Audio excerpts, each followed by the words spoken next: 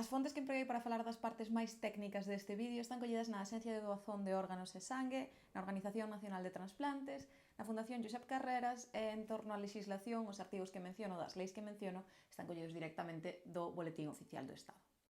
Ola, moi boas, eu son Nuria Espasandín e son doadora de sangue, de órganos e de médula ósea.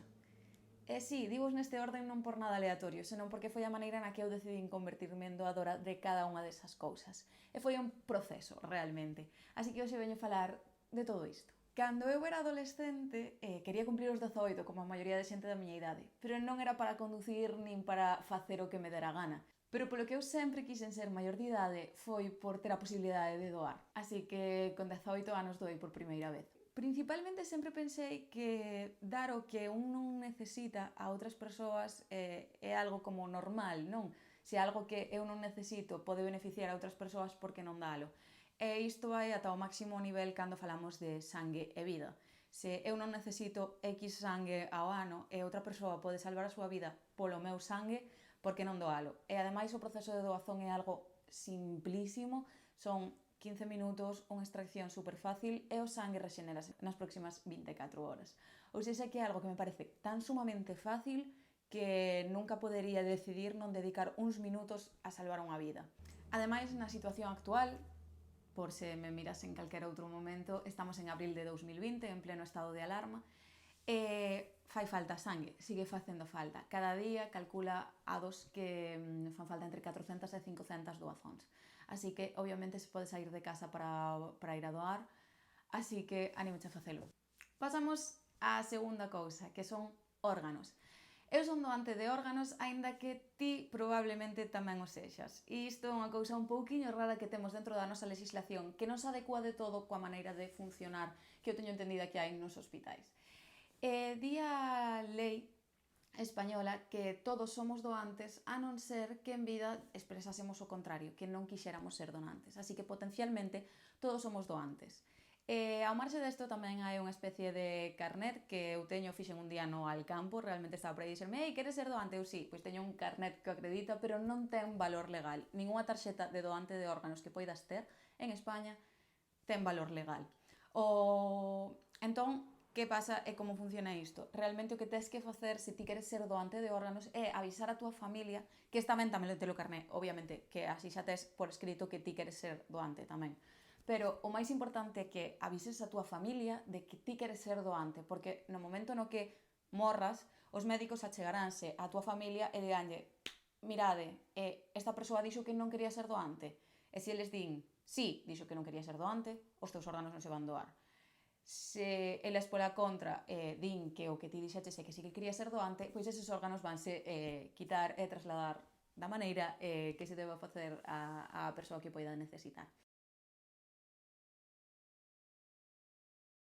En torno ao consentimento familiar do que a veces se fala na doazón de órganos, legislativamente en España non está tan claro. Sí que é certo que, segundo o Real Decreto que temos de 2012, como que se hai que asegurar coa familia de que o paciente ou o falecido non dixo en vida que non quería ser doante, pero iso, realmente non é tanto legalmente que a familia poida decidir. Pero segundo como teño entendido na práctica, é un pouquiño así como funciona. Cando unha persoa falece, pregúntase a familia se esta persoa quería ser doante. Se a familia di no, pois eses órganos non poden ser extraídos nin doados a outra persoa. Por iso, aínda que obviamente non quero que penses que vas morrer agora, non está mal recordar sempre que esa posibilidade existe, somos persoas, a vida non é un lugar seguro, podemos morrer en calquera momento, da tontería máis grande que se nos poda ocurrir, e isto non é para poñer medo, senón para animarche a que sí que penses sobre estas cousas e pois que agora vayas a xunta a túa familia e lle digas: "Mira, se me pasa algo, por favor, quero ser doante, dadelle os meus órganos a quen eso necesite."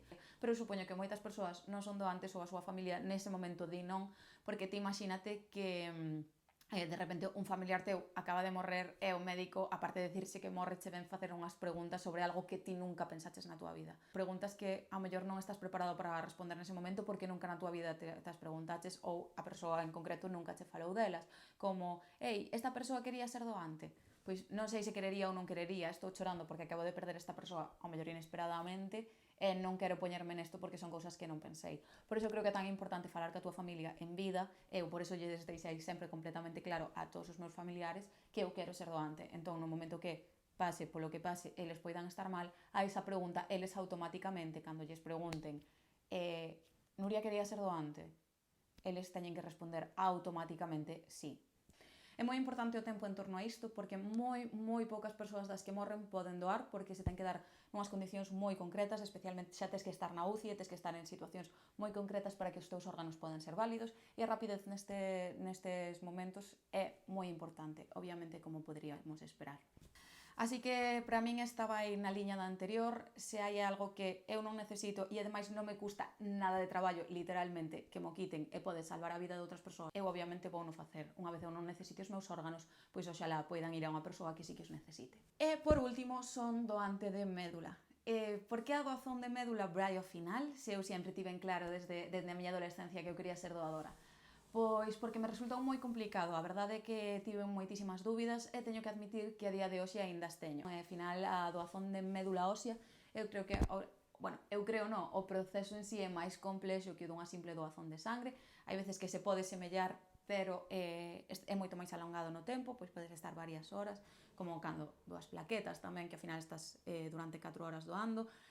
Vamos ao tema. Tive moitas dúbidas antes de apuntarme no rexistro de doantes de médula ósea, pero finalmente sí que estou apuntada. O asunto, que realmente pouco probable ou non é o máis común que te chamen para doar, solo se encontran alguén que sexa compatible contigo. E polo que é tan importante a doazón de médula e polo que eu mo pensei tanto é porque realmente non é como a doazón de sangue, que ti vas un día se queres e a quen lle poidan aproveitar ese sangue aproveitarano. No, na doazón de médula hai unha persoa directamente que vai estar esperando pola túa médula, porque esa persoa é compatible contigo e ten un doante, que eres ti.